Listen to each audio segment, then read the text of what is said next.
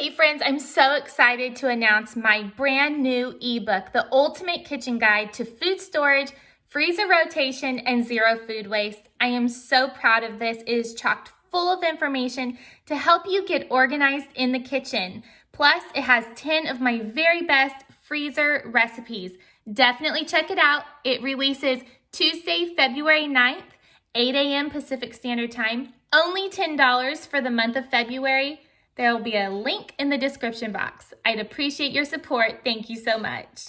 Hi everyone, I'm Amy with Eating Healthy, Spending Less, and today I have my dad with me. We're going to be talking about bare root fruit trees, how to plant them in your backyard, and how to prep them as well. So let's get started.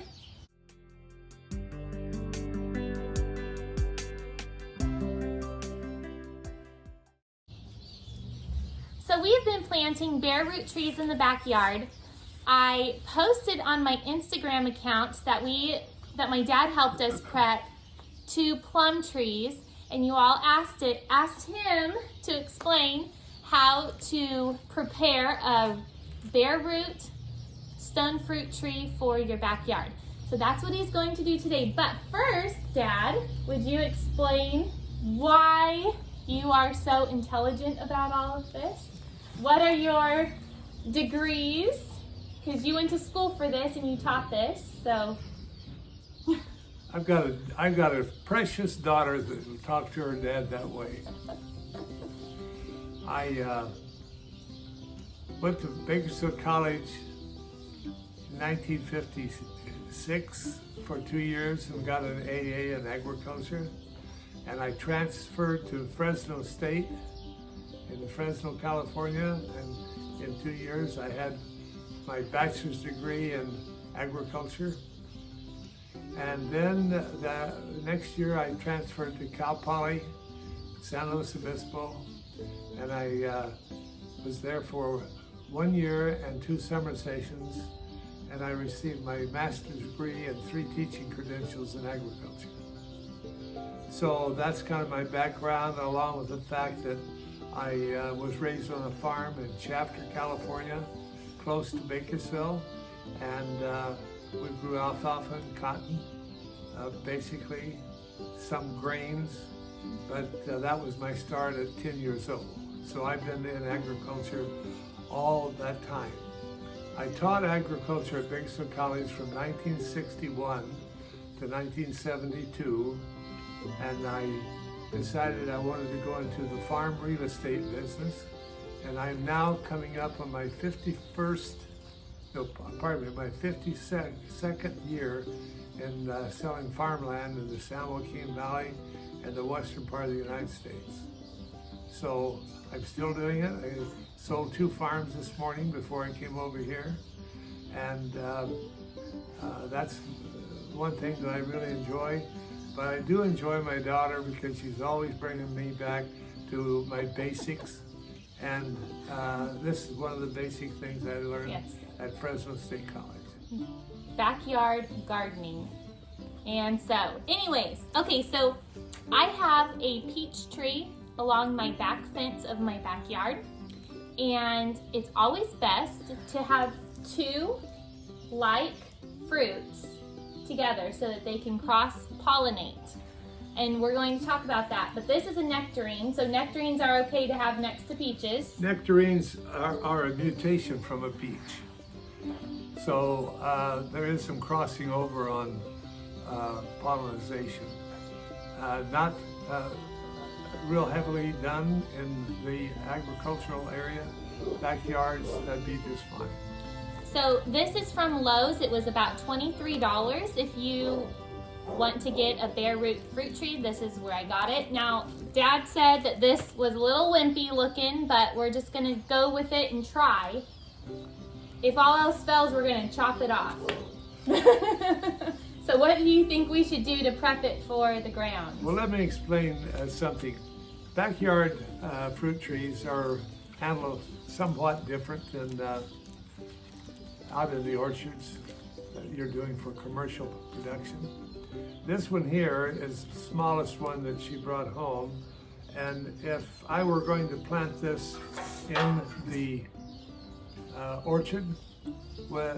Normally in peaches and nectarines or any of these stone fruits, I would come in here and I would just cut it right off and start my scaffolding down here, because that would keep the tree at a smaller height, and that means that the farm workers wouldn't have to go up a ladder so high, because there's a lot of danger, that many ladders in the orchard. Every year someone gets hurt falling off ladders. But this is a backyard tree, so I'm going to prune it so that it'll develop its scaffolding at different points, and I'll show you what I mean by that. First of all, this guy right here is pretty weak, so we're going to take him off. Now, if you take a look at this tree all the way around, you can see that there's limbs all the way around. Well, we want to make a vase shape like this, and that will give the opening. And the reason for a vase shape on all of your stone fruits, apples and pears included, palm fruits, the idea is you have to get the sunlight down inside in order to get the color on the fruit. Let me explain something. Almonds are a cousin to peaches. Almonds are grown on peach roots. So, but you're not trying to color the almond because you're not eating the flesh. The flesh is the hull. So you can leave more inside limbs on an almond tree than you do if you're talking about fresh fruit. So what you want to do is take the limbs that you have to work with, and each tree will have them differently. So remember that when you look at it, you see these. And what's nice about this tree is that these little scaffolds are in different directions. Most of the farmers, if they would cut this off right here, they would have 3 limbs coming off at the same spot. And if you have a real strong wind, that'll split it because all the weight is right there. But here we have a balance. So this balance will, these will become very strong limbs, and they're not at the same point, so their angularity is up. If you notice, if they were all together, they would be more out like this. So we're going to take a look here and see which ones we want to leave. We want to know that one comes off, and that one comes off. So what do we have? We have one that can come this way, we have one coming that way, and one coming that way. So we can make the manipulate it and hold it there, and that way these will all be at a different spot, and the union here, the bud union we call it, would be much safer without splitting. Now, because these are so small, I'm going to cut them down if I can. And the reason for doing it this way is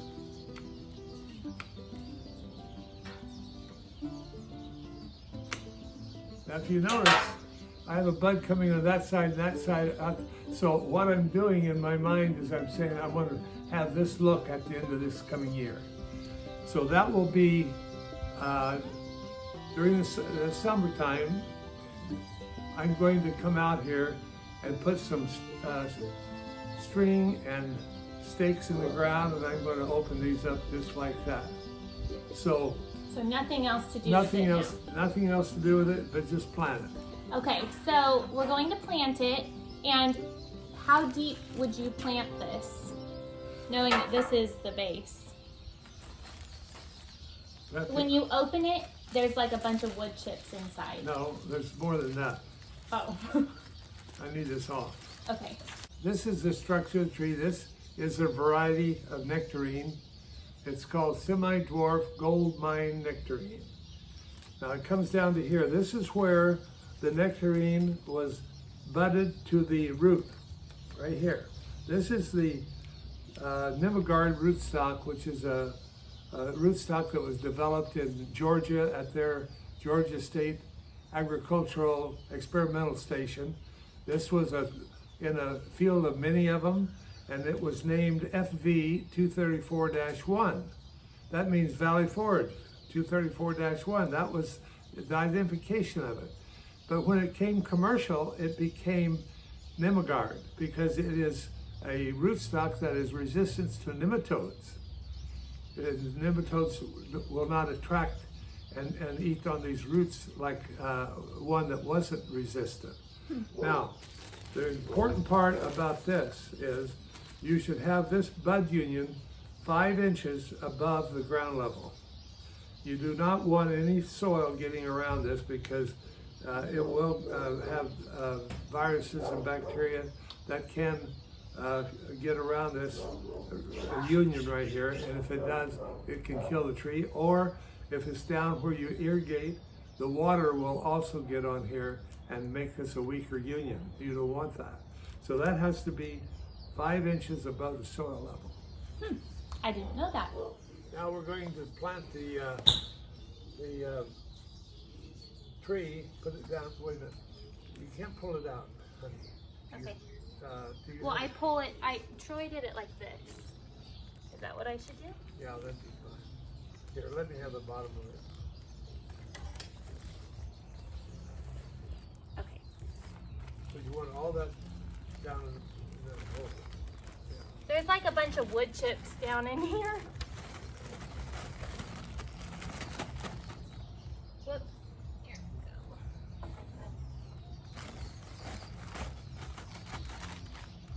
go. Okay. It really is like a twig. Stay up straight. All right, now tack it down good. Okay.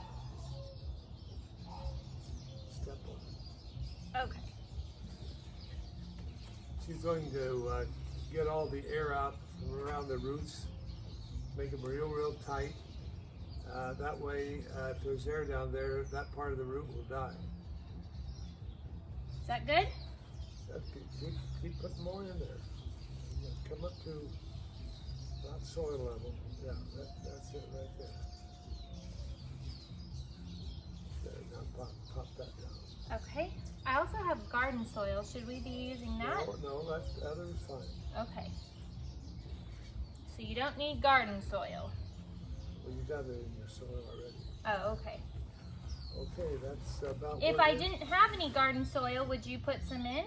Yes. Yes? Yes. Like half dirt, half. Yeah, half and half. Okay. Now you gotta push that down again.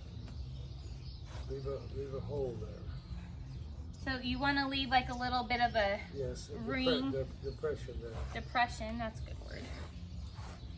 Okay. And then Now- we water. Now you water it. How often? You soak it right now. Make sure that, because that'll get any air out. Okay. Soak it. You gonna tell me when to stop? I will.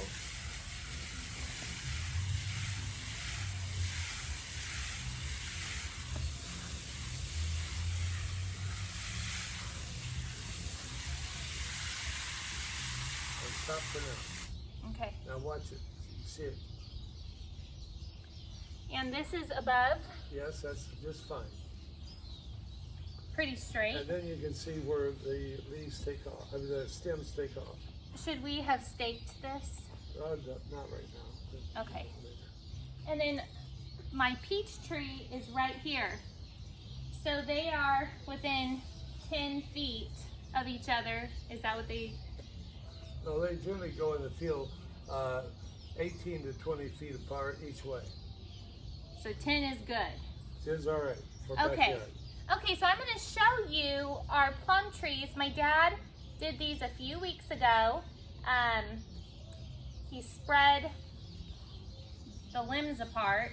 I don't know what you call that. That's developing the scaffold system. Okay, so let me show you, since this one is too weak or too flimsy to do, we're going to show you two that we did a couple weeks ago that look amazing. So let me show you that. These plum trees are a lot stronger, and so what my dad did was he trimmed off each limb, and he used part of this limb to create the the, what did you call it? Scaffolding? Setting up the framework for the tree so it's in that vase shape. So he just split the twig down the middle on both sides, and we tied it around to separate the two so that sunlight eventually will come in from the top and hit all angles of the tree. We did the same thing over here with this plum tree as well. I'm really excited about this. So you can do this.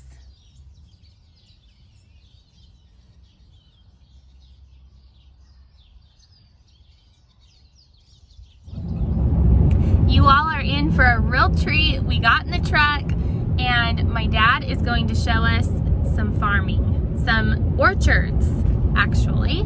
And this is a 5-year-old orchard. Okay. Almonds. 5-year-old almond trees. So that's what we're going to look at. See how they're irrigated? Oh, yes.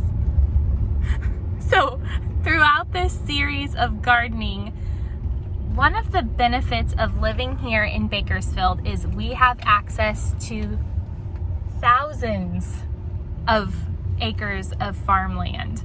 And Dad, how much produce do we grow for the United States? We grow 60% of all produce is out of California.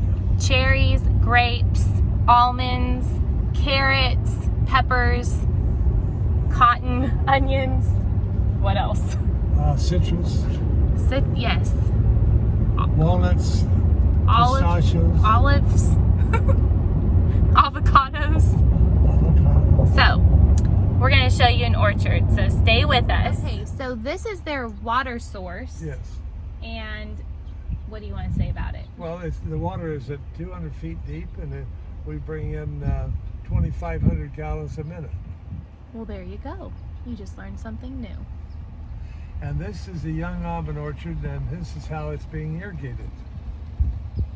Look at that. Now they've tied the trees. Why are Because they don't want the load to be so heavy that it'll break the limbs. Because all the little extra buds on the sides of those limbs are fruit buds. Okay. Take a picture of that one there. That's where all 3 of the limbs are coming out at one spot, and that could split. Uh-oh. No, whoever owns this. Yeah. You did a no. Now, how much longer, Dad, until these bloom? A week. Okay, so in a week, these are going to be the most beautiful, picturesque orchards with white and pink flowers. And families come out here and they take tons of family pictures. This is the #1 county of California in almonds. There you go. We are the almond orchard. Here is another almond orchard, and what my dad wanted to explain was that these trees over here on the right side are one variety of almonds, and then these ones are a different variety. Almonds have to be cross-pollinated, so 2 varieties.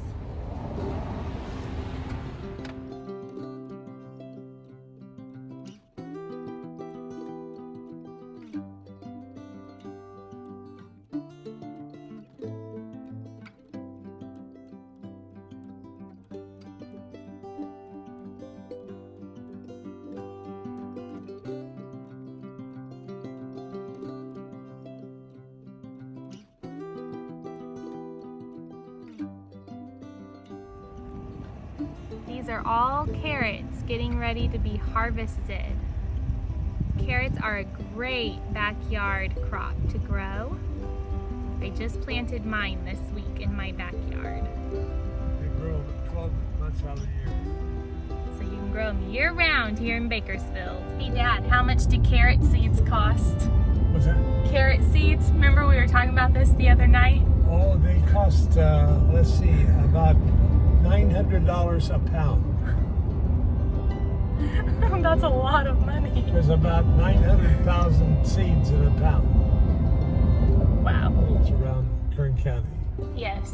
And look in there, all that underneath that tent is ear corn. Look at that. Tons of corn for sale. Fresh corn and flowers. So you got Okay, so do you guys know the brand Wonderful? You Wonderful pistachios, Wonderful nuts. These are their almond trees. So my dad says that they keep them tied like this until the limbs are strong enough and then they take them off. But look over here. These are pistachios. What do you want to say?